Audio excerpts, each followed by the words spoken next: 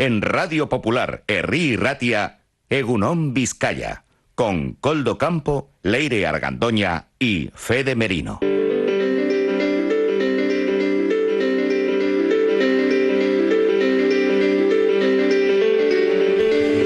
Estamos en las 11:09 de la mañana, aquí en la sintonía de Radio Popular Herri Ratia, con una temperatura de 13 grados. Poco a poco va subiendo la temperatura y poco a poco van ya incorporándose los nuevos parlamentarios al Parlamento. La primera de las formaciones en acudir ha sido el Carrequín Podemos. Han sido los 11 parlamentarios del Carrequín Podemos los primeros en presentar sus credenciales, recoger sus actas de parlamentarios. Y a partir de este momento, bueno, pues empiezan ya, digamos que el resto de formaciones, hasta que se cumpla ese tercio que hará que empiecen a correr los plazos, sea para empezar con un proceso, digamos que normalizado, de lo que pueda ser investidura, de gobierno, etcétera, de configuración. Y hemos anunciado que Íñigo Martínez, él es parlamentario del Carrequín Podemos, miembro en este caso de Ezker Anitza, incorporado al Carrequín Podemos también, como formación, y que nos acompaña en el día de hoy. Íñigo Martínez, ¿qué tal? Hola, Gurón. Bueno, debut en el Parlamento, porque en este caso es debutante, ¿no? Sí, bueno, en el caso de además de los 11 que entramos de la coalición del Carrequín Podemos, pues es un debut, afrontamos con ilusión. Yo ayer comentaba por las redes sociales con cierto vértigo también, pero con muchas ganas de trabajar, de ponernos en marcha. Y bueno, en mi caso particular y el de Jon, pues la vuelta de Ezker Anitza dentro de una coalición más amplia, que es el Carrequín Podemos, al Parlamento Vasco, después de estos últimos 4 años sin representación parlamentaria y con muchas ganas de ponernos a trabajar. Bueno, aquí la cuestión ahora está porque ayer mismo ya en la primera rueda de prensa que el Carrequín Podemos ofrecía, pues se hablaba lógicamente de buscar unas mayorías para hacer un cambio en políticas sociales, etcétera, ¿no? Claro que se depende también de otras formaciones políticas y aquí va a funcionar mucho la aritmética. Sí, eso es, pero hay que hacer una constatación, que hay 38 escaños, que son los de Euskal Herria Bildu, Partido Socialista de Euskadi y el Carrequín Podemos, que teóricamente somos formaciones políticas que nos situamos a la izquierda o en un arco progresista, y que deberíamos de intentar en el Parlamento Vasco, porque se parece evidente que el PNV va a ser la fuerza de gobierno, pero desde el Parlamento Vasco ser capaces de gobernar también y de legislar a favor de la mayoría social, y además cuando sea necesario también atraer al PNV hacia ese tipo de decisiones. En campaña lo hemos comentado mucho, en la pasada legislatura Euskal Herria Bildu, PSOE y UPyD aprobaron la ley de vivienda. Esta legislatura toca desarrollarla, una ley de vivienda muy positiva en nuestra opinión, aunque puedan quedar matices que hubiéramos incorporado si hubiéramos estado en ese desarrollo. Ahora queda desarrollar, por ejemplo, toda la reglamentación de la ley vasca de vivienda. El PNV, como recordemos, estaba en contra de esa ley.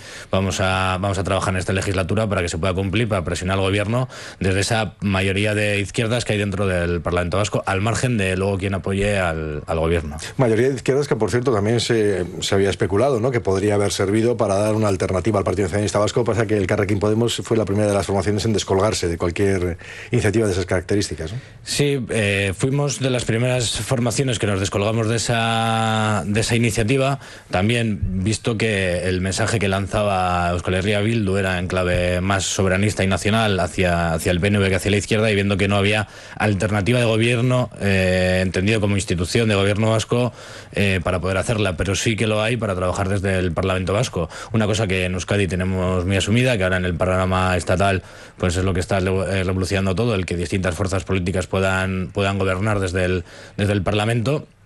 Y recordando además eso, que estamos en una democracia parlamentaria, que se gobierna desde el Parlamento y que el Poder Ejecutivo se debe al Poder Legislativo, que es el Parlamento Vasco, y nosotros tenemos que reivindicar eso para poder generar esas mayorías necesarias para aprobar políticas de izquierdas o a favor de la mayoría social. Sí, porque claro, en esas sumas que se han hecho, sobre todo, se hicieron en campaña electoral, se han hecho después, cuando han llegado los resultados, cada formación ha dado su visión, ¿no?, de sumar a otros, porque hablamos de las políticas sociales, también usted mismo acaba de hablar, ¿no?, de, claro, sumar al Partido Socialista, sumar a Euskal Herria Bildu para hacer una modificación de las políticas progresistas. Lo que pasa que muchas veces las diferencias es lo que impide lógicamente las sumas, ¿no? Y en este caso, pues el Carrequín Podemos sí que se descuelga, pero por ejemplo sí que se metía en el mismo saco también cuando se hablaba, por ejemplo, del derecho a decidir. ¿Cree que esta legislatura va a tener, como dicen desde Euskal Herria Bildu, o va a tener cierto protagonismo especial por aquello de los 57 de 75? A ver, yo creo que la prioridad y nuestra prioridad absoluta en esta legislatura, con las cifras también que tenemos en Euskadi de paro y desigualdad, es abordar esa situación Y la segunda, una de las tareas pendientes que tenemos, que es actualizar el autogobierno después de tantos años del Estatuto de Gernika, que por cierto, las primeras medidas tendrían que ser cumplir el conjunto del Estatuto de Gernika. Entiendo que es un buen momento esta legislatura, con una situación ya bastante lejana ya, por suerte, a la violencia de ETA, y una normalización que va avanzando, y un trabajo que hay que hacer todavía en paz y convivencia. Creo que es una legislatura adecuada para avanzar, por lo menos, en empezar a ponernos de acuerdo entre una gran mayoría de vascos en lo que queremos que sea nuestro nuevo estatus político, pero además incorporando a más gente. Si el acuerdo incluye más formaciones de estas tres que hemos estado hablando, muchísimo mejor, porque será un acuerdo de futuro que incluya todas las sensibilidades de Euskadi. Y ahí el Elkarrekin Podemos pues pondremos encima de la mesa nuestra propuesta a favor del derecho a decidir, y también de un marco de convivencia dentro de un Estado plurinacional, plurilingüe, pluricultural, en el que podamos convivir todos los pueblos que ahora mismo habitamos en el Estado español. Lo que pasa es que primero tendrán que ponerse de acuerdo el derecho a decidir, ¿para qué? Eso es complicado, luego llegará el debate. Porque también, hay quien lo apunta en el modelo de Estado, otros es simple. No, pero el derecho a decidir tiene que ser amplio, es amplio. Es un concepto que nosotros, yo llevo años, y nosotros llevamos años defendiendo lo que es abogar por la democracia participativa. Tenemos que ir a una democracia mucho más avanzada, porque tenemos los recursos para hacerlo. Además, una población suficientemente formada para participar en política, y habrá que incidir en eso. Y el derecho a decidir es una parte más, no solo para el eje nacional. Tendría que ser costumbre en los procesos participativos, tanto en los municipios como en cosas más generales, como el modelo social, el modelo económico, y también el modelo de convivencia en Euskadi, dentro de Euskadi, y también con el Estado. Lo que está claro es que, hombre, no voy a decir exactamente pasos como los está llevando a la Cataluña, porque esos parece que quedan muy alejados, sobre todo porque hay una formación como el Partido Nacionalista Vasco que no está tampoco por la labor de entrar ahí, ¿no? Porque eso sería terrenos muy resbaladizos. Sí, pero ni el PNV ni, por supuesto, tampoco nosotros. O sea, la vía unilateral y el llevar a frentes identitarios a ciudadanos y a pueblos, en este caso el de Cataluña, que convive y convivía en perfecta armonía, a pesar de las diferencias que podía haber con el Estado, yo creo que no es la solución para estos temas. Lo que hay que hacer es mucho diálogo, mucho debate. Los acuerdos, cuanto más amplios, no vale solo un acuerdo entre nacionalistas, eso no tendría ningún sentido, ni siquiera con un 60% del apoyo en una teórica consulta. Lo que tenemos que construir es un país de todos y de todas. Entonces el modelo catalán, para mí, por ejemplo, no es el referente. Tenemos en Euskadi que avanzar como decíamos, en paz y convivencia, y tenemos que avanzar también en una Euskadi más plural, que no deje a nadie atrás, pero tampoco a nivel identitario, que todo el mundo se sienta parte de un nuevo proyecto que podamos construir entre todos y todas. Por eso Cataluña yo que lo descartaría desde el inicio. De todas formas, ha mencionado ya algunos capítulos, como es el de las políticas sociales, donde quieren incidir en ese desarrollo, por ejemplo, de la ley de vivienda, que falta todo el reglamento, es evidente. Hay otras cuestiones que todavía están en el aire, ¿no? Pero ayer, por ejemplo, se mencionaban capítulos como el de la ANVIDE. ¿Cuál es el objetivo? ¿Qué es lo que el Elkarrekin Podemos quiere impulsar? El objetivo de la propuesta que vamos a llevar, una de las primeras propuestas que vamos a llevar al Parlamento Vasco, y que la anunciábamos ayer, y que ahora mismo en la reunión que se tendrá en unos minutos con Euskal Herria Bildu también se les va a presentar, es iniciar un debate en Euskadi, porque hay un diagnóstico claro, y habrá que seguir diagnosticando todos los problemas que tiene la ANVIDE, y abrir un debate sobre el modelo de la ANVIDE. Por ejemplo, una de las primeras cosas que nosotros estábamos reivindicando era eliminar la parte de la gestión de la LGI de la ANVIDE para que se centrara en la intermediación laboral, y abrir un debate para que la ANVIDE pueda tener un mayor porcentaje en la intermediación laboral de Euskadi, sabiendo que no va a ser la solución al empleo, porque tendríamos que hablar de otro tipo de situaciones como planes de empleo público, etcétera, y apostar por la industria, etcétera, todo ese mare magnum de medidas que hay al margen de lo que es la ANVIDE. Pero sí que mejorar la gestión de la ANVIDE, dotarle más eficiencia, dotarle de, ahora mismo estamos hablando que no llega al 3% de intermediación en los contratos que se firman en Euskadi. Y otra cosa, además, que también lo anunciamos ayer, que es que la ANVIDE actualmente está publicando ofertas de trabajo que muchos sindicatos están reclamando que están vulnerando la legislación laboral. Estamos hablando sobre todo de trabajos en empleo doméstico, que nos parece del todo intolerable que se publiquen en una institución pública. Lo primero es abrir un debate para la reforma de la ANVIDE, con unas propuestas que las iremos desarrollando a lo largo de este mes, porque, por ejemplo, el jueves ya tenemos las primeras reuniones con los sindicatos de Lanbide para poder trabajar la propuesta un poco más colectivamente. Iremos desarrollándola para que la ciudadanía la pueda conocer y pueda participar también en la misma. Esa sería una de las piezas entonces a modificar, ¿no? Cuando habla de la renta de garantía de ingresos se refiere a que habría que sacarla lógicamente del sistema, vamos, revertir lo que se hizo hace 8 años. Sí, bueno, y habría que dialogar si lo podemos revertir a lo que se hacía hace 8 años o creamos unas oficinas específicas para la gestión de Lanbide. Eso habría que... Nosotros, en principio, lo que estamos defendiendo es la oficina propia de gestión de Lanbide. Habrá que ver en este debate parlamentario que habrá que hacer si eso genera consensos, pero sí que pensamos que ha sido, la gente, que los usuarios y usuarias lo han constatado en los últimos años, que ha sido bastante más caótico la gestión en Lanbide, pero porque no estaba preparado, no se había preparado a Lanbide, no se le había dotado los recursos necesarios para gestionarlo,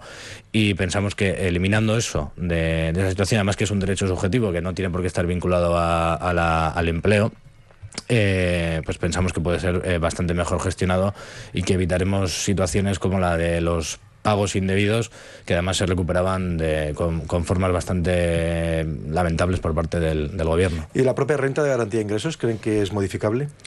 Es ampliable. Yo creo que el debate de la RGI, yo creo que hay un gran consenso social en Euskadi por mantener, porque es el colchón que permite que más de 60.000 personas en este momento no estén en una situación peor de la que ya están. Entonces, pensamos que, hablando de la RGI, lo que tenemos que hacer es revertir los recortes que hubo hace unos años, mejorar las cuantías, mejorar la gestión también de las rentas, que no tengamos estas demoras de 3, 4, 5, 6 meses entre que una ayuda se empieza a estudiar hasta que se concede, porque estamos hablando de 6 meses para una persona que está en situación bueno, más que de riesgo de pobreza, sino de pobreza real, y tiene mucho margen de mejora, ¿no? O sea, yo creo que además de que la cuantía muchas veces estamos hablando de que no es suficiente, pero que tendríamos que hablar también del debate presupuestario acerca de si es posible aumentarlo, que nosotros pensamos que sí.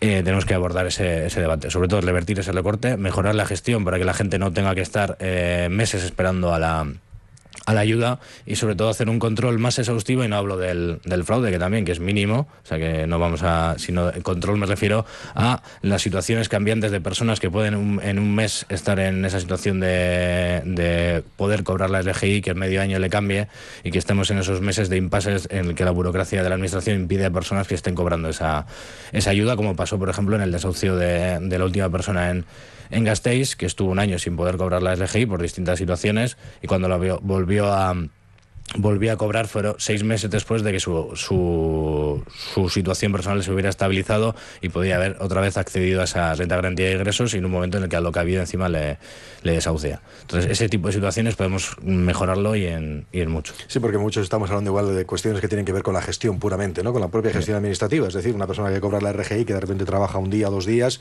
eso habría que descontarlo de la propia renta de garantía, pero es un problema de administración, ¿no? Estamos hablando que el 92% de los contratos que se firman no llega al mes. Entonces, con esa situación de cambiante, la administración tiene que ser flexible, porque esa gente muchas veces muchas veces no, la gran mayoría de los casos no te ha dado tiempo a generar derecho a prestación del paro.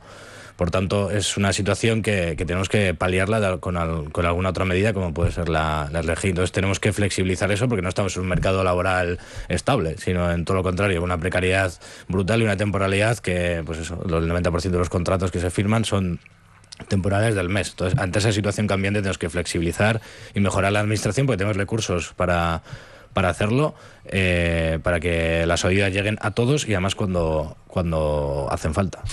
Ayer también llamaba la atención, bueno, realmente eso allí lo expresaba, ¿no? La candidata al Lehendakari que presentaron, Pili Zabala, hacía referencia, entre otras cuestiones, aparte de Lanbide, hablaba también de la eliminación de las puertas giratorias.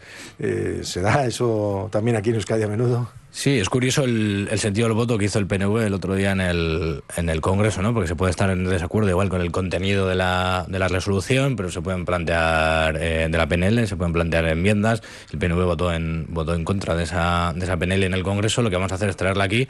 Hombre, yo creo que sí que hay puertas giratorias en Euskadi, hay decenas de decenas de casos, y tenemos el más paradigmático, que es el del expresidente del Partido Nacionalista Vasco, actual consejero delegado de Repsol.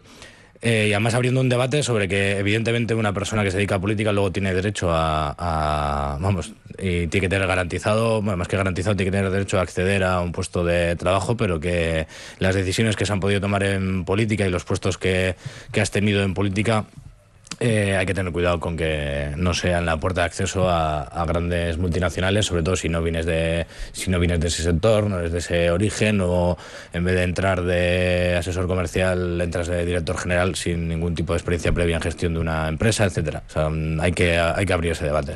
Pero en Euskadi lo hay mucho. Y también en la empresa pública, de la política de la empresa pública, entonces tenemos que abrir ese debate. O sea, que ese melón lo quieren abrir. Sí, sin miedo, vamos. Hay que romper, decía Ortúzar en campaña que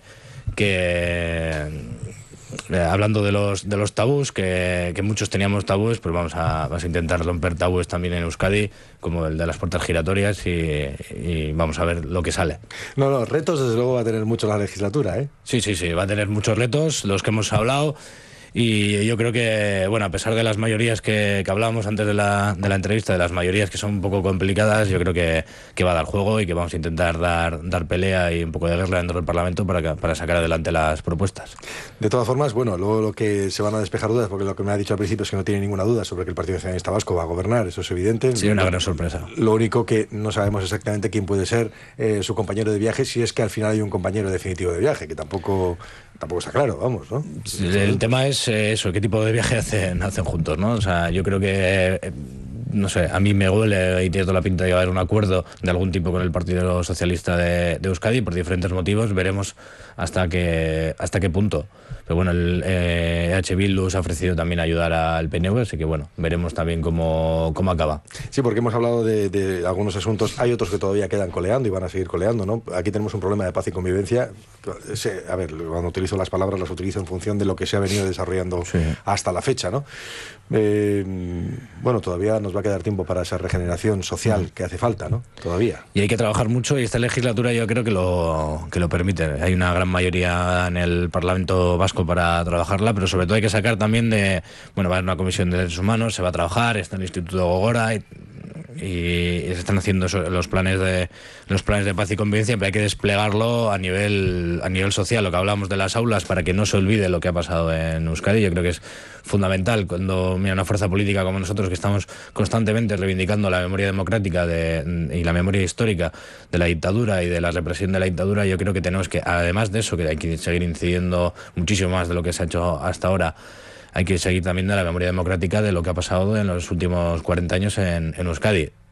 Todo lo que ha pasado, de construir ese relato o relatos colectivos de lo que ha pasado, para que sea garantía de no repetición y que tengamos una sociedad mucho más sana y madura de lo que ha sido los últimos 40 años, que por desgracia nos ha tocado a muchos sectores sufrir las consecuencias de la sinrazón de la violencia en Euskadi. Bueno, la cuestión estaba pensando yo ahora mismo cuando hacía referencia precisamente a esas iniciativas que desde Izquierda Unida, Esquerra Anitza, se han hecho en muchas ocasiones, sobre todo recuperando o intentando rescatar esa memoria histórica y que se respete. Claro, estaba pensando yo ahora en la configuración del gobierno que va a llegar, el gobierno central, ¿no? Un gobierno central donde repetirá el Partido Popular con toda probabilidad, yo creo que ahí no nos equivocamos, ¿no? Pero donde también las relaciones entre lo que ha sido gobierno vasco y gobierno central han sido, podríamos decir que, o al menos están bajo sospecha, si tenemos en cuenta que ha habido más de 1000 recursos, por ejemplo, a muchas de las iniciativas que han surgido, ¿no? Usted ha mencionado antes una ley que es la de fracking, pero claro, hay que recordar que el tribunal acaba de decidir levantar el veto sobre algunos de los artículos, pero todavía queda una resolución principal, ¿no? Por ejemplo, ¿no? Hemos tenido en los últimos años un delegado del gobierno, que más que un delegado del gobierno era un pirómano, que se dedicaba prácticamente a denunciar cualquier atisbo de reclamación cultural que había en algún pueblo pequeño que podía tener alguna sospecha de estar vinculado a Izquierda Abertzale, y todo el tema de las leyes, de los recursos contra las leyes que en virtud del Estatuto de Gernika y de la Constitución española, no olvidemos que es de donde viene el Estatuto de Gernika, se han aprobado en el Parlamento Vasco.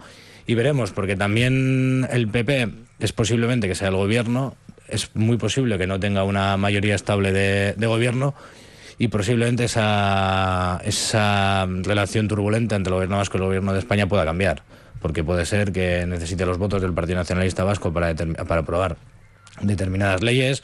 No olvidemos las negociaciones del PNV para apoyar los presupuestos del Estado con los distintos gobiernos para, bueno, en su opinión, para poder sacar partidas para Euskadi. Entonces veremos cómo evoluciona eso. Pues sí, es verdad que estos 4 años han sido muy turbulentos, pero en política en 24 horas se puede cambiar radicalmente en ese tipo de matrimonios y de divorcios, se pueden cambiar bastante de pareja, y ya veremos si el PP necesita del apoyo del PNV. Yo creo que es un partido suficientemente inteligente para ver lo que tiene que hacer y, pues, por ejemplo, quitar a Carlos Urquijo de delegado de gobierno y aprobar otras medidas para Euskadi, que ahora mismo están tensando la cuerda entre el PP y el PNV. Me imagino que hablarán del TAF, de la entrada del TAF en las capitales, que eso le interesa al PNV. Entonces yo creo que la geometría esa puede variar. Cuando dice que le interesa al PNV, ¿cuál es la posición del Carrequín Podemos? Con respecto al tren de alta velocidad. El tren de alta velocidad, lo que ya hemos establecido... ¿Al final qué quieren? ¿Que ya no llegue? ¿Que llegue soterrado? No. El debate de la entrada, que puede ser secundario o no, habría que verlo en cada capital. O sea, yo ahí no me atrevo ahora mismo a opinar en Donosti y en Gasteiz porque desconozco, y además yo creo que hay que decirlo, desconozco exactamente la situación de cómo va a ser la entrada en Gasteiz. En Bilbao es manifiestamente mejorable la situación que tenemos en Abando, entonces hay que estudiar la situación para que no se quede eso como una trinchera de por vida. Pero lo que tenemos que hacer con el TAF es pensar, evidentemente, que el TAF es una realidad que está encima de la mesa, que a nosotros y a Ezker Anitza no nos gusta, pero sí que es una realidad que está encima de la mesa, que hay que estudiar cómo evolucionan las obras del TAF, y sobre todo lo que tenemos que hablar cuando estamos hablando del TAF es cómo convertir esa infraestructura que nos parece del todo abominable, pero que está ahí, cómo convertirla en un tren que vertebre máximo posible Euskadi. Estamos hablando de hacer paradas intermedias entre las capitales, de meter trenes de mercancías, de meter trenes de cercanía y además de aminorar el impacto ambiental que hemos sufrido con esta obra, que está muy evolucionada, que todavía queda mucho, pero está muy evolucionada y que por desgracia la tenemos encima de la mesa. Mi posición de origen siempre ha sido contraria al TAF, pero como estamos viendo que es una realidad que tenemos encima de la mesa, hay que gestionarla de la mejor manera posible para que, bueno, y luego también tenemos que la gente además va a soñar con este gran tótem que es ir a Madrid en 3 horas, luego se encontrará con los billetes a 150 euros, igual cambia de opinión. Entonces veremos que no van a ser todo grandes beneficios como se está vendiendo. Y sobre todo lo que me preocupa es en un país tan desarrollado como Euskadi, que no estamos conectados por tren entre los 3 territorios, que el TAF es una de las grandes oportunidades de momento fallidas para esta consecución, que podamos conectar a las 3 ciudades con tren. Bueno, pues Íñigo Martínez, parlamentario del Carrequín Podemos, le agradecemos el que haya estado esta mañana. El tren acaba de salir de la estación, sí, así que el recorrido va a ser largo. Estaremos. Una legislatura que se supone será completada en 4 años, todo ese recorrido, así que tiempo para trabajarlo ya tienen. Vale. Íñigo Martínez, Eskerrik asko. Eskerrik asko.